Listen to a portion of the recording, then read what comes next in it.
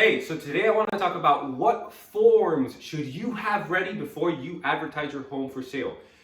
This is going to make your life easier, and there's 5 specific forms that I always recommend that we go through.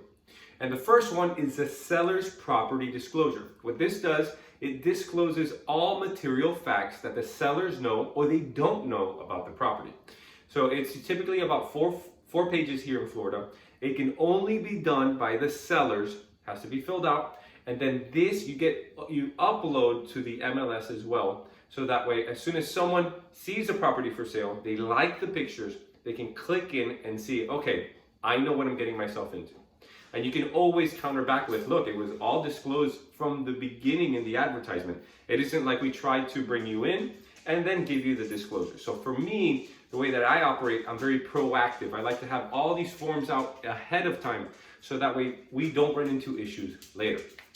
The second form, if your home was built before 1978 here in Miami, or I think it might be everywhere, you need to do a lead paint disclosure. So you need to disclose whether you know or you don't know if there's any lead paint around the house, or if you've ever seen or have any records of it.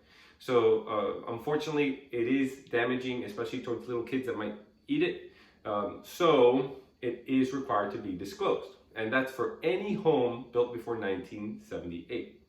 Now, the third one that I want to talk about is the association, a homeowners association.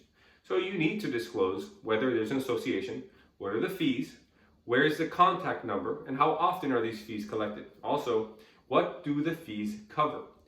When you get this done in the front, people know what they're getting themselves into. You put yourself in the buyer's shoes. You don't really want to back out of a deal later. You've put in money, you've put in time, but the easier they make it for you to know what's going on, the better informed you're going to be in order to move forward and close, right? You never want to backtrack. So being forward with everyone is actually the best tactic here. Now, the fourth form that I always like for people to go ahead and use is the special taxing district.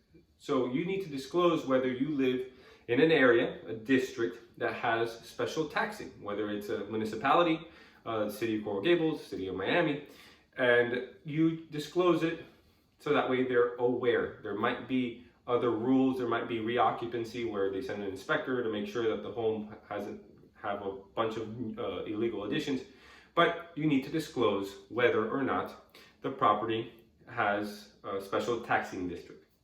And the final one that I always like to include, and there's many more, there's a lot more, but these are the ones that are really going to paint the picture of, look, this is what you're getting into, is if you have a survey or a floor plan. Specifically the floor plan, because that really helps you out. A past inspection. So those forms that you have when you first buy the home are very important, right? Because that's what gave you the foundation to say, okay, I know what I'm getting myself into, and you can do the same for the buyers and not have to renegotiate later. So whether it's a survey, whether it's a floor plan of the home, or you have an inspection of a home. Sometimes we recommend a pre-inspection, so that way we can just send it out and everyone can really see what we're getting into. We're not negotiating.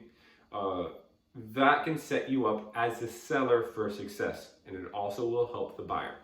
All right, that's it for today's video. If you have any questions, feel free to reach out to me. My name's Jose. Please like, subscribe. I'd love to hear your content, your feedback, and let me know if there's anything going along. Those are my dogs going crazy around here. So, all right, until next time.